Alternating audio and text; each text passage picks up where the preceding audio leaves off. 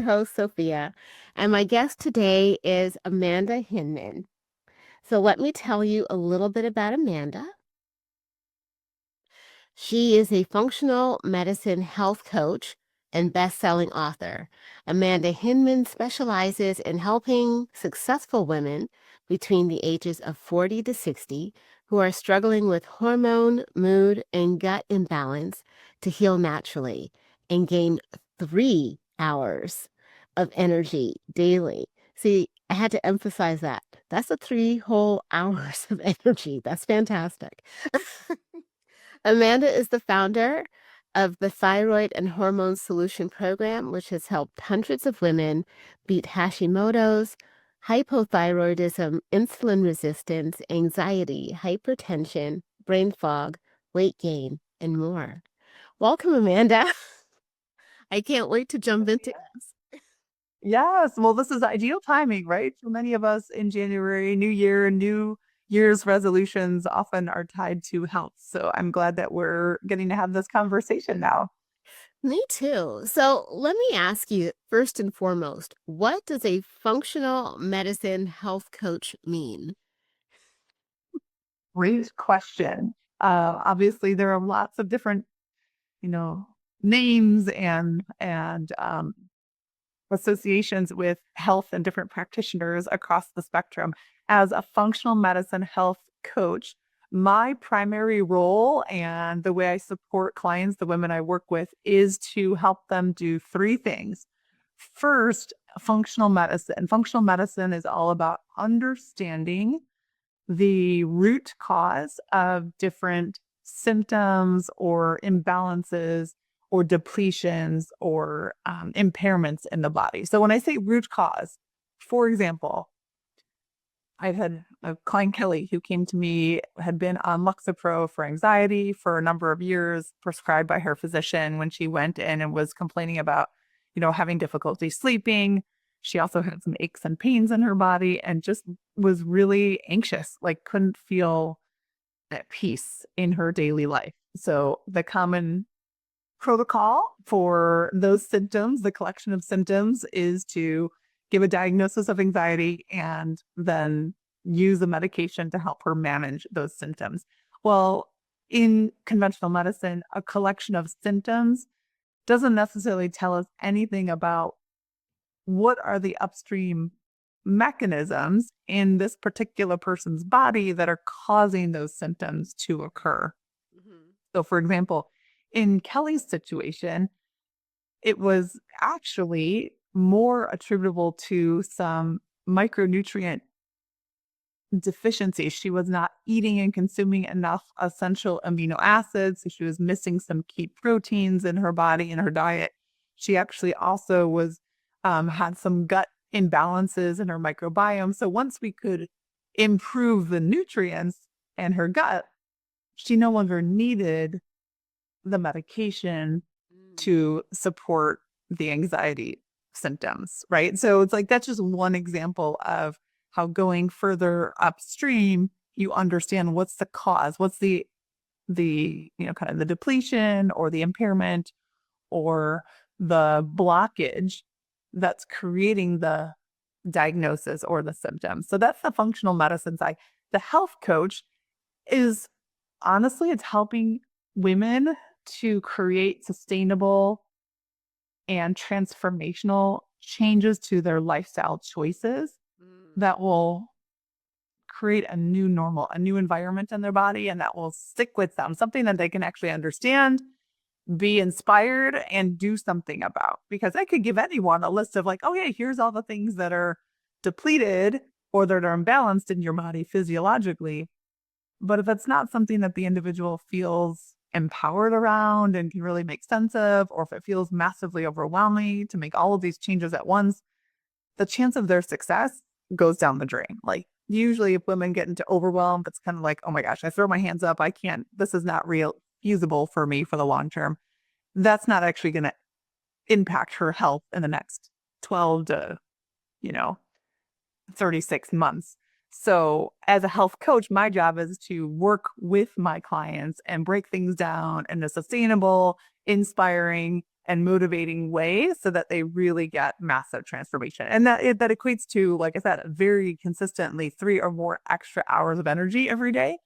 That looks like when your body's metabolism is working and firing really actively, you you have capacity to do so much more in all areas of life, capacity to be more active and physical, capacity to be more creative, to have better influence and leadership in your career and over your family. So there's just so many different things that elevate when you have a game plan, you have a simple process to follow, and it feels good to do it. And I like the fact that you bring out a simple process because a lot of things, I think, like, okay, let me just speak for myself. I cannot speak for all women. I know what to do, right? I don't always do what I know I need to do because sometimes it just doesn't feel sustainable. So, yeah, 6 weeks, I can do it for 6 weeks. But after the 6 week period, it's like, and then even though a habit may have been created when things aren't 100%, then it's just easy to fall back into what's familiar. And it sounds like what you're saying is you help women make the unfamiliar familiar so that even when they aren't at 100%, it's so familiar that they don't fall into back into bad habits. They just continue moving forward with the new things that they know they should do. Because it's like you said, yeah, I can know all the depletions, but it's like, how do I put that into a sustainable way of eating things that I like that aren't that where I'm not always thinking about food, because it's like where you put your attention. So Yes. that's, I don't always want to be thinking, what am I going to eat? What am I going to eat? What am I going to eat? Food, food, food, because then that's all you're thinking about is food. And Yeah. or supplement. What supplement do I take? Or what combinations do I put things in? And I know for me, that's where sometimes the overwhelm comes in or the unsustainability comes in because those 3 extra hours, I could really be putting my attention on something else other than thinking about food or what's my next meal prep or, you know. So, how do you help women through that? But don't answer that first. Let me ask you this first. How did you get to where you are? Like, what made you decide to take this particular path, of hormones and thyroids and women's health and food and all the things? Things. Yes, great question. And we'll definitely put a pin in to come back to what you were just commenting about the overwhelm, Sophia, because that is universal and one of the biggest, that's one of the biggest opportunities to have a simple, sustainable path forward. So we'll come back to that. But yes, first of all, how in the world did I end up in this arena? Um, Candidly speaking, I feel that this was a divine redirection for my life. Out of college, university, I was an accountant. I'd always been interested in health and wellness and nutrition. I was a Division 1 college athlete, so that kind of naturally came with always being somebody who was enjoyed activity and who was, conscious and aware of how I moved my body and how I fed my body for many years. However, I was originally working in corporation, in finance and in business. And it then went into, I gravitated towards group fitness and sports performance training, just like as a side hobby for me, because I really just enjoyed that.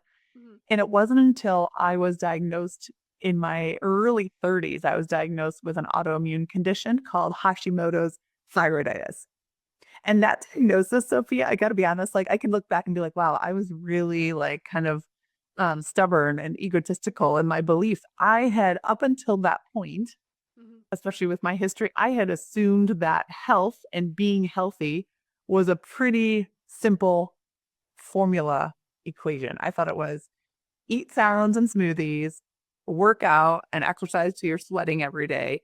And that equates to vibrant health. So when I was doing those things for many years and then was diagnosed with this autoimmune disease and was really, to be honest, I took that diagnosis to kind of make me finally pay attention because I was not sleeping, struggling with massive insomnia. I had gained weight. I had hair like falling out, like really, really, really thinning hair. I was constantly moody. If I'm just being candid, like I was somebody who had the kind of the, you had to walk on pins and needles around me because I was just very sharp and quick to, you know, cry all of a sudden for no reason I didn't understand, or else like snap and, kind of go off the rails at my husband or my daughter. I needed that diagnosis to kind of shine a mirror and be like, this, you're not healthy. This is not okay.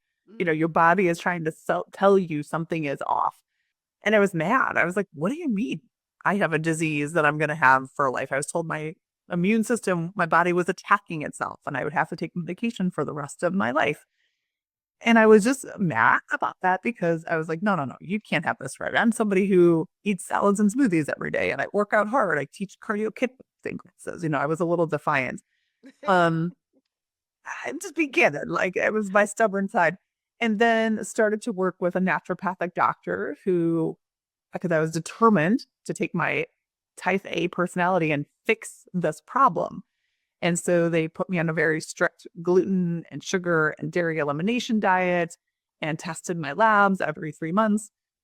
And there was a little marginal improvement in the beginning. This is kind of common practice when you go to the next step of like functional medicine doctors. They gave me a list of supplements to start taking every day.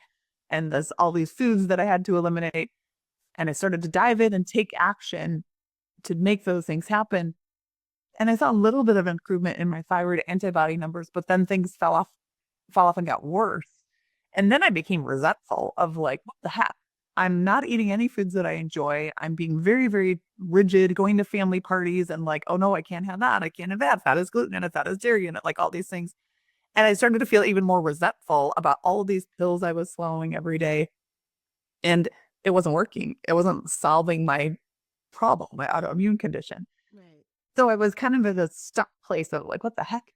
Then shortly after that, I have 4 daughters. So I've also a very busy lifestyle. My oldest daughter, who was only 8 at that time, had always been a highly sensitive individual. She's very, very intelligent, very sensitive and kind of intuitive to her environment. So she could sense when I was in my rampage mood swings.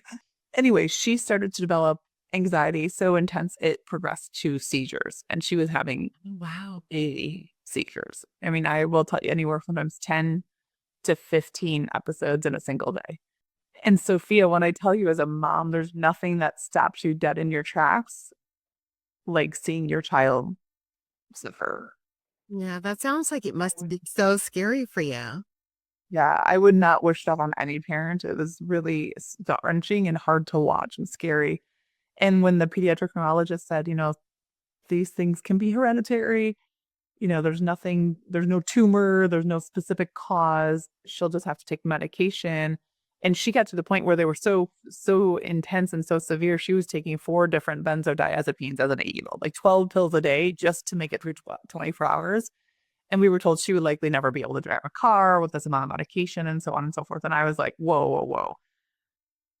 There has to be, every fiber of my being is like, there has to be something that we're missing. There has to be something else. And that's when I went back to school to study functional medicine, which again is what helps you to piece together for this unique individual. What are the factors upstream that are creating these symptoms? In her case, it was symptoms of seizures. In my case, it was symptoms of thyroid antibodies and, that autoimmune response.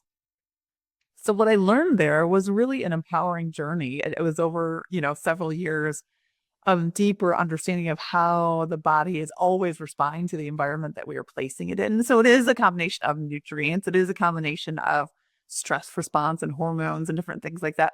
But it was kind of pulling the pieces together and understanding, have a much deeper appreciation for not only how our nutrient levels and our exercise, which is all I had been focused on previously, but also our stress response and our nervous system and our thoughts and our beliefs and our emotions trigger the body. They send a message of safety or danger, and that signals that whole hormonal axis. So that journey, the the short story is in under 1 year's time, we were able to completely transform not only my daughter's health, my own health. She weaned off of every single medication, has been seizure free ever since. Now she's 20 years old. I was able to wean off of my autoimmune and keep my autoimmune in a remission, like healthy state. So I'd been off thyroid medication for over 12 years as well. So it was really through recreating the environment and the strength, the vitality of our body's systems working together that I saw what was possible. And that inspired me to be like, there are so many women out there who just don't know what they don't know Right. or have a simple, sustainable plan to make this work for their lives. And that's when I started to have other friends and family like, what are you doing? And reaching out. And then eventually that turned into what is now my hormone freedom method and the thyroid hormone solution book, and helping hundreds of women across the country to have a simple, sustainable process to transform their health. So now let's jump back to where I was in the overwhelm. How do you make it simple? And okay, I just have so many questions right now. Let's stick with that one. Well, like I said, so in my book, we talk about kind of those 5 steps that we go through. And it's is to understand that it's a progression, right? Your body does not become imbalanced or symptomatic overnight. Even in my case, where it seemed like seemingly of what I was finally aware of this diagnosis, it felt like it just came out of the blue. It did not come out of the blue. It came out of the oblivious for me. Like I just wasn't paying attention. Right. Right. So we get to understand that things transpire over a matter of months, weeks, or months, or even years. And so we get to take this approach and kind of backpedal. It gives you permission to set reasonable expectations for your body's healing path. And the great thing is it can heal much faster than it took usually to get to where your unwanted health state is. But the first step is to identify the root cause as something that you can understand and do something about. So the first, when I work with women, the first couple of weeks, we look at like, let's do a look at your health history and your lifestyle and really pull out what are those key pieces of the puzzle that are going to be most critical for you to understand and to start to shift that you can control. So identifying the root cause is first. The next step is replenishing nutrients because oftentimes our cells, they don't have the right or the enough of the key nutrients that they need in order to do the job that they were designed to do. And I share this because I can't tell you how many women I work with that tell me they're eating a very clean, healthy diet. And I have no doubt that they are. Mhm. However, when we look at and do some testing to see their micronutrient status, the amount of nutrients that are actually available to their cells are much lower than what their cells optimally need to work. It's kind of like if you have your car and you don't put gas in it, but then you expect to be able to take a road trip on the highway, it's not going to happen right? Right. So part of it is we have to understand, are we even getting the gas to the station or is it even getting into the cells, right? Um, that looks like the foods that we are putting in our body, the nutrients through food or drink or supplement, or sometimes it's supplement to fill in the gaps. So part of it is again, these are some of the missing pieces of the puzzle. Do we have the right pieces or are we missing some? And then the other part is the digestion. We look at your gut health and your digestion. Mhm. Once we know that you're putting into your mouth some of the basic core nutrients that your body would need to thrive, if it's still not getting to the cells and the way that you want, maybe there's a disconnect happening between like it going into the body and being able to be adequately broken down and digested and absorbed at the cellular level. So, again, there's some simple ways. One of the things that I like to always have my clients do in the work that we do is what I call a baking soda test. It's free, it's simple, something you can do at home. I'm happy to share it if you think it would be useful for your audience, but it's like the Please. way. I'm interested. Yeah, so because digestion is one of those really often underlooked aspects of, like in my case, I'm not eating nutrient food. I just had such poor digestive capacity that those nutrients couldn't get to my cells Mhm, because I was so stressed all the time. Um, but the baking soda test, you take about a teaspoon mhm, or like a third a teaspoon of baking soda and you mix it with a couple, like 4 ounces of water. mhm, Mix it together. It's not going to taste the best, but first thing in the morning before you eat anything or drink anything else, you drink that baking soda and water solution. So a third a teaspoon of baking soda with about 4 to 5 ounces of water. You drink that and then you start the stopwatch and you tell your watch on your phone and time how long it takes you to burp. oh, okay. Because the baking soda, ions in the baking soda should mix with your hydrochloric stomach acid if you have adequate amounts and cause you to burp. However, many women find that they actually don't burp. You ideally burp within a minute and a half. It can go up to as long as 3 minutes. If you get to 3 minutes, that means you have some low stomach acid. If you go beyond 3 minutes, you definitely have suboptimal digestion happening. Because if it takes long for yourself to generate a burp from that baking soda, that means the amount of stomach acid is very low. That's problematic because if we're putting food in and our stomach acid is supposed to be really strong and help break the food particles down before it travels into the rest of the digestive tract so that those nutrients and those protein amino acids and everything gets separated Mhm, so that they can go into the bloodstream and then move into the cells and the cells can recognize them and be useful.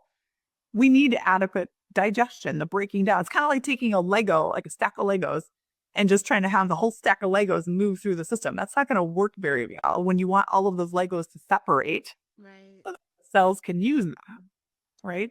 So if you do the baking soda test and you find out you don't burp, or it takes like a full 3 minutes to burp, that means your stomach acid levels are very inadequate.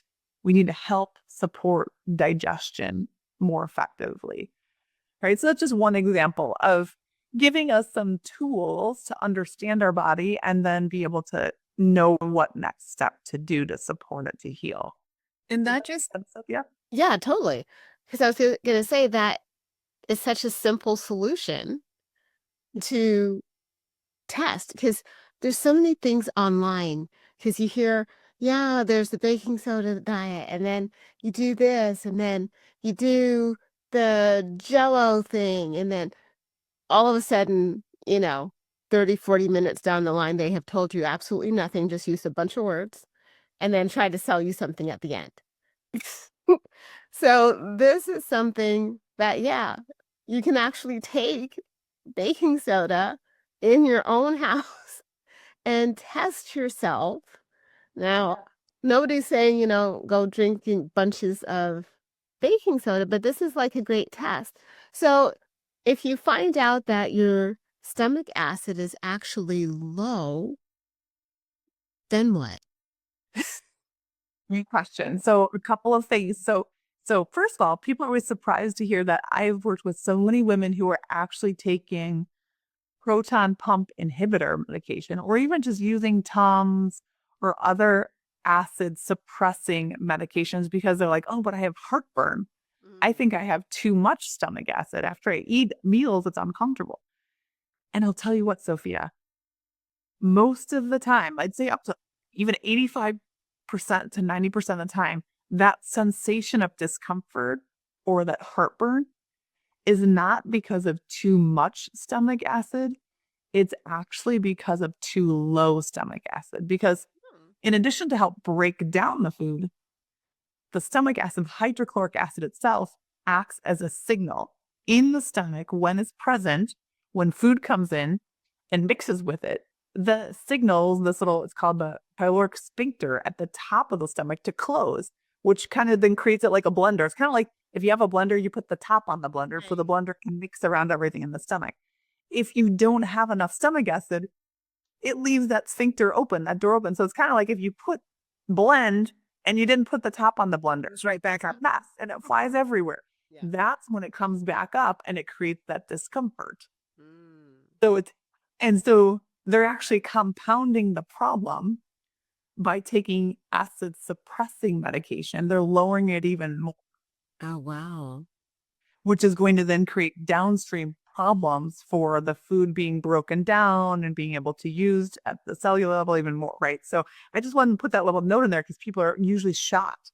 So like, oh, I've been taking Tums or been taking medication because I have this burning sensation sometimes when I eat. Mhm. I'm like, oh, let's first see if we can stop that. I mean, usually you have to, I have helped my clients kind of titrate down on that to then be able to build up their stomach acid. But what are some simple things you can do at home?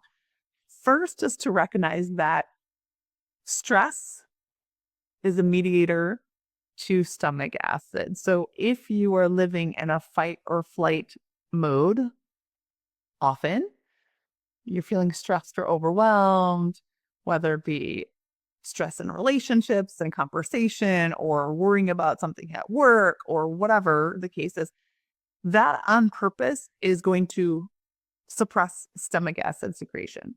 Nothing is wrong. Your body's not broken. Your body is trying to say, hey, our priority is to run and protect you. Our priority is not to nourish you right now because it perceives a threat as something that needs to be handled right away. So it's not trying to slow down and rest and digest and heal. It's trying to say, hey, we may have a tiger facing us. We need to protect you and be ready to run. Right. Because if Uh, you're dead, it doesn't matter if you're digesting. exactly. Exactly. So recognize stress as a contributor to low stomach acid prediction and do what you can to have appropriate stress management techniques, tools. Another simple thing is things like naturally fermented foods can help to increase. So sauerkraut, a naturally fermented sauerkraut, or kimchi, or some of those good probiotic rich yogurts and things like that can help to improve stomach acid levels. Um, the other thing is the only voluntarily part of our digestive process is your chewing. How well you are actually present, slowing down and paying attention during the time that you are consuming meals. I would say how you eat is just as important as what you eat. So are you actually thoroughly chewing your food? So it's almost like, 15 to 20 chews in your mouth before you swallow down the hatchet. Most people are not doing that.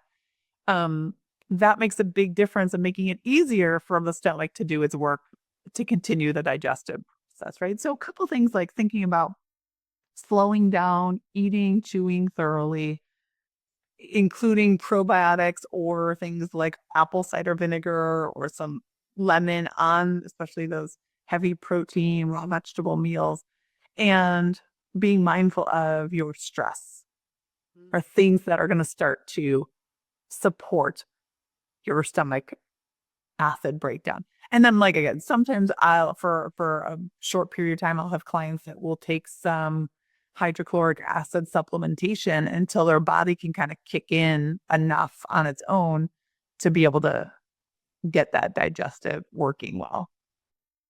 And it's so interesting, just with a lot of the people that I've been speaking to and some research that I've been doing, cortisol is it kills everything, and your gut is everything. It's like it all starts in your gut. So your whole immune system, your gut, Yes. you know, and then just I think I wasn't an article. I think it was a news thing that I heard that there's so many people because a lot of our stuff is not growing in nutrient rich soil to begin with. So it doesn't have all the nutrients it used to have. And so a lot of people, they're nutrient deficient just because the food we eat isn't as nutrient dense as it used to be. So there's just so many things in our environment that we have to deal with that doesn't seem related. And unless you have somebody who can, um, where am I going with this? Like connect the dots. That's I find I'm like doing that here. Yeah. I'm showing it. Yeah. If you don't have somebody who can connect the dots for you, then you could be missing out on so much Mhm. because there's so many things that look like so many other things that you don't know exactly which one it is that might be affecting you. Yes. And Sophia, I love that you brought this up and presence this because I'll tell you, I'm going to tell you a client story of a woman, Jan, that I worked with. And I've actually, because the verbiage, it was so clear and potent that I've actually named what I call why bother syndrome because it comes up so frequently. The reality is, we live in a time where, in some ways, we're fortunate because we have access to the internet and now AI. We have access to so much information, Mhm. especially as it relates to health. So you can look up anything and you will have tons of information and suggestions and things. However, I actually think that that leads to what I call, like Jan, she's like, why bother syndrome?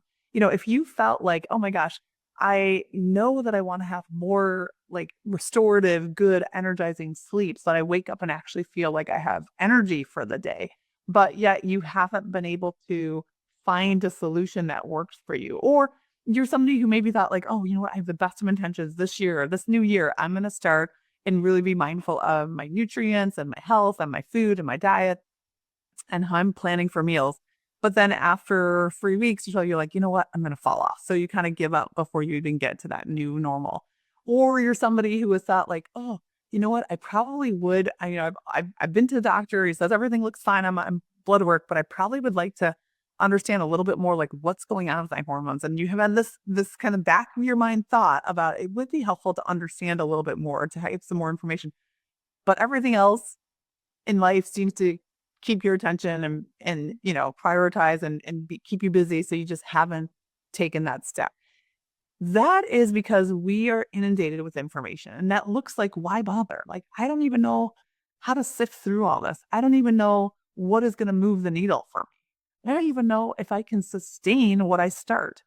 All of that is what leads to this, what I call this general umbrella of, for so many women, they kind of throw their arms up and it's like, oh, it's not even worth it. I don't even know what to do or where to start or if I can keep up with it. So why bother? Right. And this is where partnering with somebody, like I said, a specific coach who's above and beyond what doctors are fantastic and they're amazing practitioners. I collaborate with them all the time. Just the model of care does not typically allow them to provide adequate time and attention and Yeah. customization Yeah. for their clients. They're the way that their schedule allows and their insurance billing is like 20-minute slots. You can't Can't immediately do anything in 20 minutes. where this individual is and what she needs and what's the next step. So having somebody who's a coach, who's a mentor, consultant that can work with you, it's a game changer because most of what they do is they streamline and they say, this is stuff that you don't have to pay attention to. Let's focus right here and move it forward a little bit at a time so that you get real momentum. And it's Yeah. the focusing, it's the clarity, it's the prioritization so that you start to see changes in your body. And then you get excited because you're like, oh, okay, this works. I can see and it makes sense for me what is happening. Yeah. So yeah, I think you named something really strong there, Sophia, around there's just too much information and so much of it is conflicting because it depends on who you are and where you're at in this season in your life. Yes. And I think also, because you mentioned blood tests and the doctor says your blood test is normal, but Mhm. you also mentioned earlier too doing tests, and I don't know if they're blood tests or other forms of tests to see what your nutrient levels are. So I know in traditional medicine, they're not looking at that for the most part, unless maybe you ask for it, and then maybe depending on who your provider is, you'll get that test. But many times, I don't, I know with all the testing I've done, nobody's ever looked at that. So Correct. if you're going to somebody like you, where do you send people to specific places for tests? And are these like out of pocket tests or do they have to, um, can insurance pay for any part of that? I'm just wondering. Yeah. Great question. Great question. These are all fabulous questions. And again, I believe that it's up to, and this is where having clarity on what are your health goals and what is going to help you really understand and be inspired to reach your goals. So, I'll just give a couple of things. So, first of all, the general annual checkup blood work that we get if we go to our primary care physician, or for women, sometimes they get that done through their OB/GYN, and when they go for a checkup once a year, is a great minimum starting point. Like, it does give us some core foundational information about our metabolic health and our immune health for the most part. Having said that, the way that the reference range is usually set up is that it tests the standard deviation of the population in our country, or the people tested at that lab. So if you fall within the normal range, that means you are within standard deviation of the people tested at that lab. Unfortunately, in America, that does not necessarily mean you are on the track to have optimal health, because so many people in America are not optimally healthy. In fact, the statistics show 85% of women will have two or more chronic lifelong diagnoses by the time they reach age 65.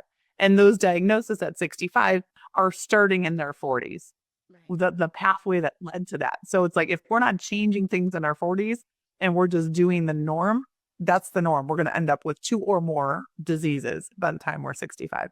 So I look at my clients' lab work, their blood work from their primary care or their OB/GYN through a much more narrow lens to say what's optimal instead of just what's common. Mhm. So what's optimal is different than normal reference range. So we can see trending. Are we trending in the right direction and staying within that right range?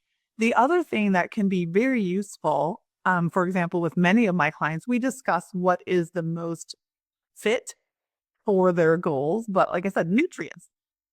A lot of times we don't know if the nutrients are getting to the cells. So I like to do what's called micronutrient testing, where you can actually measure urine. This is a simple collection. We send the test kits to our clients at home. They can collect urine samples in the comfort of their own home, mail them off to the lab. The reason I like urine collection is because it actually measured inside the cell. This is a cell membrane. Instead of measuring what's floating around on the outside of it in the blood supply, because sometimes you can take supplemental magnesium, for example, and you can have plenty of magnesium in your blood. So if you do a blood test, you can see adequate magnesium. But maybe that cell didn't allow the magnesium or the nutrients to get inside and actually do something. Mm. Mhm. When it goes inside the cell and creates a chemical reaction, it creates a metabolite. That's kind of like the byproduct of the chemical reaction. So when we're measuring urine, we are measuring the byproduct of some activity inside the cell. So we see like what nutrients actually made it inside the cells and Mm. created a reaction that we could then measure through the metabolite. So I like that. To me, that's the most upstream. Like, what's the root cause to actually get into the cell and do something? Because otherwise, you can have things like, we're probably familiar with the term insulin resistance. Yeah. Like, insulin is a hormone. Insulin can be floating around in your blood supply. If you test fasting insulin, it can look maybe okay, but it may not be able to get inside the cell. That's insulin resistance. It means the insulin can't bring the glucose into the cell to do something. So the inside of your cell could be starving and you have really low energy and fatigue because you have insulin resistance. So I like to measure those. Now, your question about testing, we also do some Dutch hormone testing, which is also urine collections to see which hormones actually are having a cellular effect. So I like those types of testing to go a little bit deeper beyond to see what the cellular effect is. They are often out of pocket, but many people have health savings accounts or different things like that that can be applied. So it depends on, kind of your situation there. But these are things that you can certainly ask for. Many conventional doctors do not test those, or if they do, it would be out of pocket because it's not universally covered by insurance. Because again, our insurance, unfortunately, today typically still provides care to diagnose. It doesn't necessarily cover care to prevent. Right. And these are much more like what's preventative for down the road. There's no money in prevention. But anyway, I could talk to you about this stuff like forever. Um, but I know before we got started, you talked about a test that you had for clarity. Can you tell us a little bit about that and then tell us where we can find you if we want to work with you? Yeah, so one of this is the starting point for any woman. Anyone who's just like, I want to know a little bit of like where should I focus first with my body, with my health, with my hormones. It's called my hormone freedom assessment. And it's going to help you understand, is it an energy and output situation that's causing the biggest challenge? Is it a nourishment and digestion capacity? Is it a metabolic situation? Or is it, you know, I need more capacity, more support, a stress nervous system. So there's kind of four different buckets, and it helps you through a series of 18 questions. It's short, it's under 3 minutes to take. It allows you to have clarity of where to start first and give you some tools to make that happen. So I will share the link with you, Hormone Freedom Assessment, and you can find me at Hinman Holistic, HINMAN